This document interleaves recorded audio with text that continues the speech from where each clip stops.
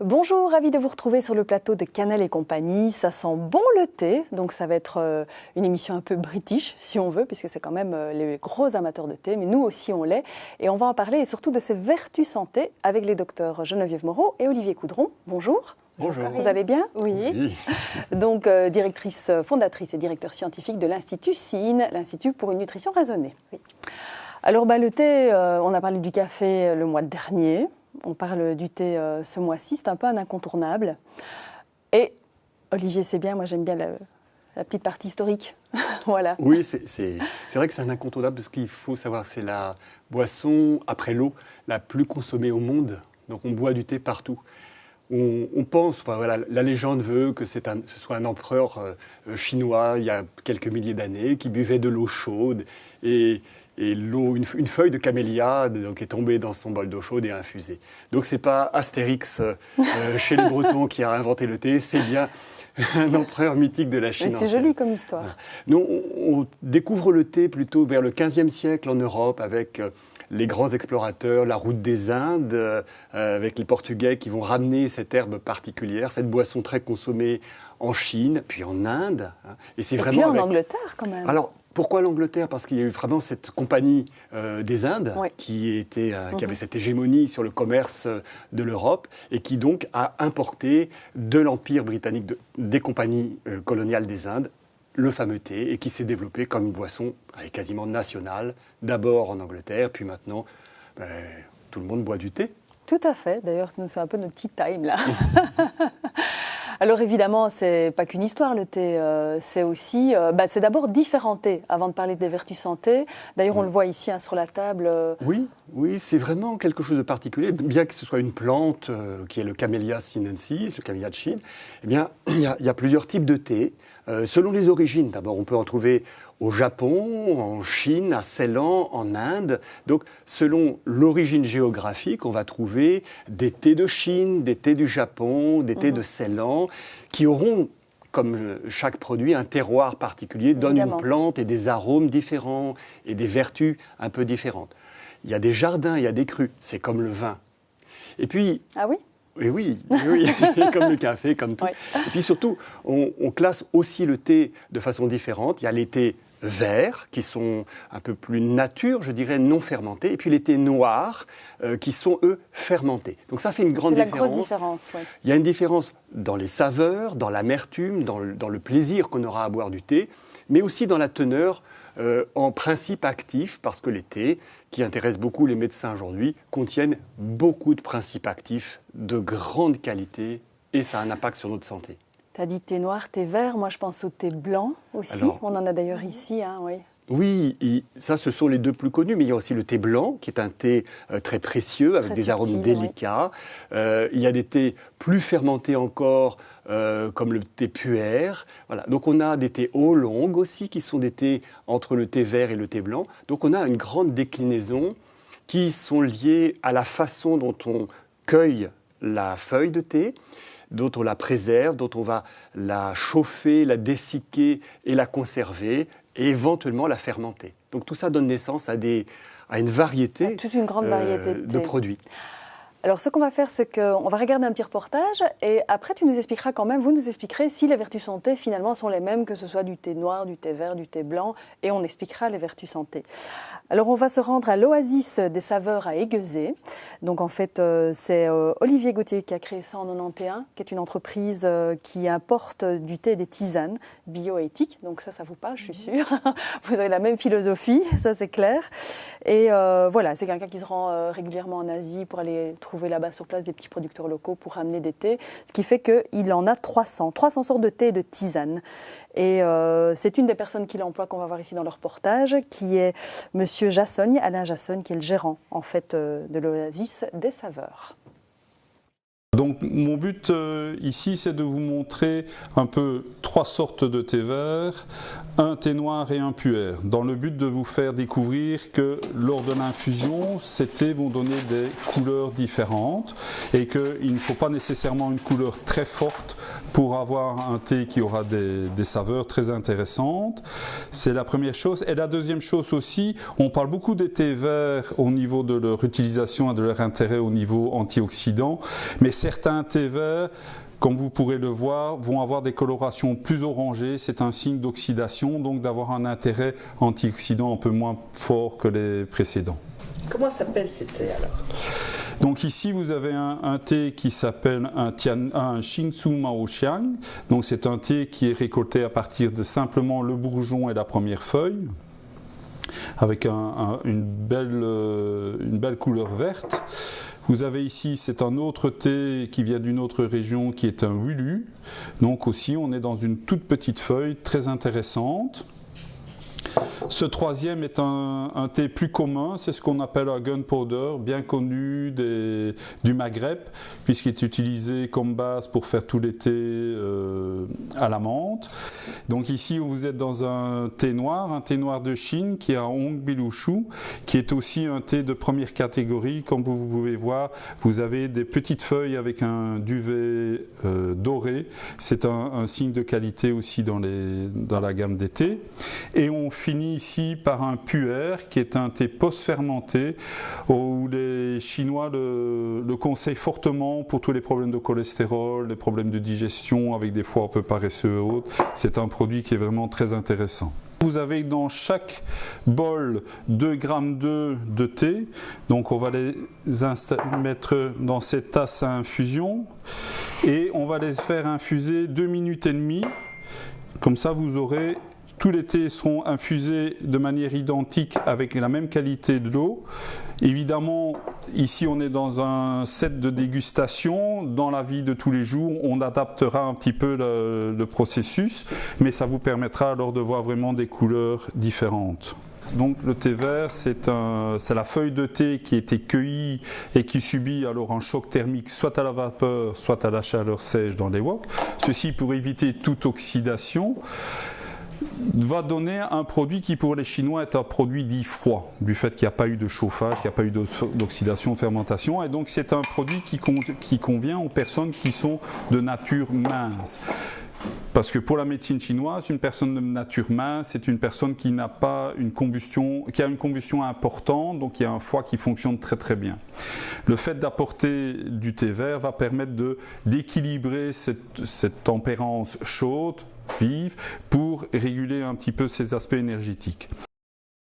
On pouvait difficilement parler thé sans en déguster un petit peu. Donc ça c'est un thé caramel beurre salé. Et donc c'est un thé noir, hein. Je ne me trompe pas.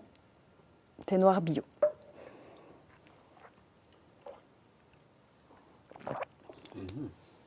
C'est agréable. Hein.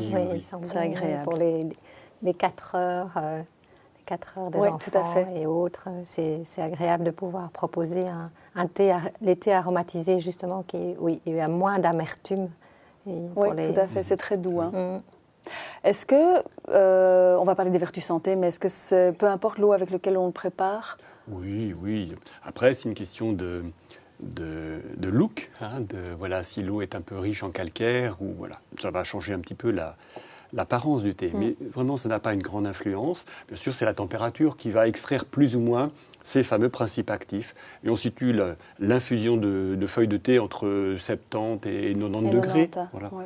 Donc il y a des petites différences d'extraction de certains principes actifs. En fait, il y a 3 principes actifs essentiels dans le thé. Bien sûr, il y a de la théine ou caféine, hein, c'est la molécule qu'on retrouve dans le café, c'est la même molécule, mais dans en quantité. Non, c'est vraiment dans le. Je pensais qu'on trouvait aussi théobromine dans le chocolat. Oui. Donc il y en a très peu dans le thé. Donc c'est pas une boisson très excitante si on comparait avec le café. Il y en a 2-3 fois moins. D'accord. Le deuxième principe actif, c'est bien sûr, ce sont les antioxydants, hein, des polyphénols antioxydants, et c'est ça qui a intéressé la communauté scientifique, médicale, parce que c'est un apport extraordinaire de molécules antioxydantes, et tous les thés, hein, que ce soit le thé vert qui en contient plus, ou les thés noirs qui en contiennent moins, mais qui en contiennent. Le fait de boire du thé, c'est une source fabuleuse d'antioxydants, de toute façon. Et puis on trouve aussi d'autres molécules intéressantes, par exemple la théanine, c'est un petit acide aminé qui qui joue des effets positifs sur le cerveau et qui intéresse des chercheurs sur le vieillissement cérébral, par exemple, qui nous protégerait de certains aspects du vieillissement cérébral. Intéressant. Et alors, est-ce que, en préparant l'émission, on parlait un petit peu de la durée qu'on faisait infuser le thé? Il y a une durée qui fait que le thé va être... Mais est-ce que c'est vraiment nécessaire? Enfin, je l'ai Geneviève expliqué. Oui, voilà. Donc, dans les effets anti-cancer et tous les chercheurs qui travaillent sur la protection anti-cancer du thé vert et du thé noir, parlent d'un temps d'infusion de 8 minutes qui extrait le maximum de polyphénol. Il faut savoir qu'au niveau de l'absorption, on n'en absorbe qu'une toute petite partie également. Mais voilà, si on le laisse 8 minutes et que l'amertume du thé, qu'il est plus fort, qu'on n'a pas envie de le plus boire, amer et qu'on ne le boit pas, ça ne sert à rien. Donc je pense plus, comme dans l'émission qu'on vient de voir, de dire, ben voilà, si sur le paquet de votre thé, il est écrit 2 minutes, 3 minutes, il donne déjà un indice au niveau du goût et que c'est à cette durée-là que le thé au niveau des arômes, ça va être plus au niveau intéressant, plaisir, etc. Le but, comme le dit Olivier, c'est effectivement d'en boire. Quand on disait pas un jour sans un fruit, etc., eh bien, pas un jour sans un petit bol de thé ou le petit bol de café comme on a fait l'émission. Mais voilà, le thé, ça doit vraiment faire partie des boissons santé. Et des boissons plaisir. Et des boissons plaisir, que ce soit du thé noir, du thé vert ou même le thé blanc ou du thé aromatisé, eh bien pourquoi pas. Surtout, ce qui est important, c'est d'en boire, qu'on le laisse 2 minutes, 3 minutes ou 8 minutes à l'aise, comme les personnes désirent. Et ce qui est important, c'est de se dire, pour arriver aux 70-90 degrés, on fait bouillir de l'eau et on ne la fait pas bouillir, on attend qu'elle frémisse. Et puis on la retire. Et là, on la retire. C'est un bon indice. Voilà. Et on attend quelques secondes. Et là, tout de suite, on descend vers 80 degrés. Et on laisse infuser le temps qu'on désire. Chez les enfants, on laissera infuser moins longtemps pour ne pas avoir trop d'amertume. Ou bien l'aromatiser avec un jus de citron. Ça peut être pas mal. On va parler de tout ça, et on va parler des applications culinaires. On va parler des applications santé aussi. Mais avant ça, le thé japonais est un thé très intéressant également. Un petit reportage sur le thé japonais. On repart donc à l'oasis des saveurs. Les thés japonais sont des thés qui s'infusent très vite. Donc la première infusion va être une infusion d'1 minute et les infusions suivantes vont être de l'ordre de 15 secondes. Comme vous pouvez le voir, les couleurs se renforcent. C'est la raison pour laquelle il faut travailler de tasse en tasse pour avoir la même infusion dans chaque tasse. Et nous allons faire la deuxième, donc qui va être très courte, de l'ordre de 15 secondes. Donc on repart sur les feuilles de départ, où nous avions bien vidé la théière pour éviter qu'il y ait une continuation d'infusion et un risque d'oxydation plus important de les feuilles. Et donc ici, après 15 secondes, on va faire la deuxième tasse. Donc la deuxième tasse est en général celle un peu la plus corsée et puis après on va redescendre dans les notes aromatiques.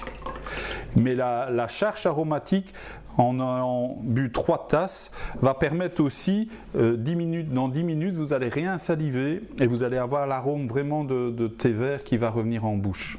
Donc ici on est dans des arômes vraiment très puissants avec les thés japonais et comme vous pouvez le voir ici on est vraiment dans des couleurs très vertes, totalement naturelles, dues à la méthode de fabrication des thés verts japonais. Intéressant, une couleur qu'on a moins l'habitude, mais finalement, le thé japonais, on en trouve aussi beaucoup chez nous. Hein. Oui. De plus en plus. De plus Je pense en que plus. les gens sont plus conscients de l'intérêt. C'est surtout sur les thés japonais qu'on a trouvé le plus de publications, de recherches scientifiques en médecine. Ça ne veut pas dire que les thés noirs, les thés chinois, les thés indiens n'ont pas de vertu, mais vraiment la plupart des publications ont été faites sur les thés du Japon. Ben voilà, intéressant. Alors toutes ces applications justement médicales. Alors, beaucoup d'applications médicales que l'on attribue d'abord et avant tout aux molécules antioxydantes, les polyphénols. On trouve beaucoup de molécules antioxydantes, notamment des catéchines, avec des noms, des jolis noms, les pigalo-catéchines galates. Comme toujours en médecine. Hein. Ah oui. Alors, c'est très riche en certaines catéchines, en camphérols, en flavonoïdes. Donc, c'est vraiment des petits cocktails de molécules précieuses pour notre organisme. Et donc ces propriétés antioxydantes seraient essentiellement à l'origine des vertus dans 3 grands domaines. Tout d'abord, la médecine cardiovasculaire. Boire du thé est associé à un moindre impact des maladies cardiovasculaires, coronariennes. Ça protège vraiment, aujourd'hui on n'a plus aucun doute, ça protège des maladies de l'artère, des troubles de l'endothélium artériel, c'est les parois de l'artère. Et ça, c'est en buvant un thé par jour. C'est l'addition de tout ce qui fait du bien, en fait. Oui, c'est le mode de vie. Oui. Donc, c'est pas en buvant un jour un thé très riche en antioxydants qu'on a une quelconque protection. Mais c'est Buvons-en tous les jours. si on aime le thé, eh bien qu'on en boit tous les jours 1 tasse, 2 tasses, 3 tasses, eh bien ça confère une protection utile. Donc déjà, le cardiovasculaire, les patients qui ont des risques cardiovasculaires peuvent et doivent boire du thé s'ils aiment. Ensuite, c'est vraiment des travaux sur la protection d'un certain nombre de cancers. Donc ça, évidemment, on est encore dans la protection, la prévention, c'est sur des années. Mais tout converge vers le fait que boire du thé et boire, entre autres, ces antioxydants favorise la protection vis-à-vis des cellules cancéreuses. Et plus volontiers, encore une fois, les thés verts japonais, auxquels on attribue des richesses et des protections dues à leur catéchine. Et les plus récents travaux s'intéressent au cerveau, au vieillissement du cerveau. Boire du thé, eh bien, ça protège et ça prévient le vieillissement pathologique. Donc le déclin de la mémoire, peut-être même des maladies dégénératives, Alzheimer. Est-ce qu'on pourrait voir carrément des différences dans les populations qui boivent énormément de thé? Certainement, Oui. certainement. Ah, oui. Dans les études, Bah, on voit vraiment les grands buveurs de thé ont vraiment une diminution du risque. Donc c'est vraiment intéressant. Et donc en Angleterre, alors notamment? Oui, alors c'est à inscrire dans un mode de vie. Et c'est ça Oui, qui c'est est vrai, il y a aussi pas que ça, difficile dans les évidemment. Oui, études c'est d'observation. toujours, oui. C'est que c'est difficile pour l'Angleterre de faire la part des choses que ceux qui mangent aussi bien par ailleurs et qui boivent du thé, de ceux qui mangent mal et boivent du thé. C'est assez c'est difficile, clair. ces Oui. études. Mais en tout cas, ce qu'on est sûr, c'est que c'est bon. Oui, voilà. Je pense que le grand message, c'est de dire ceux qui aiment boire du thé pour le plaisir, eh bien, c'est une source d'hydratation. Et c'est important de s'hydrater. Ouais.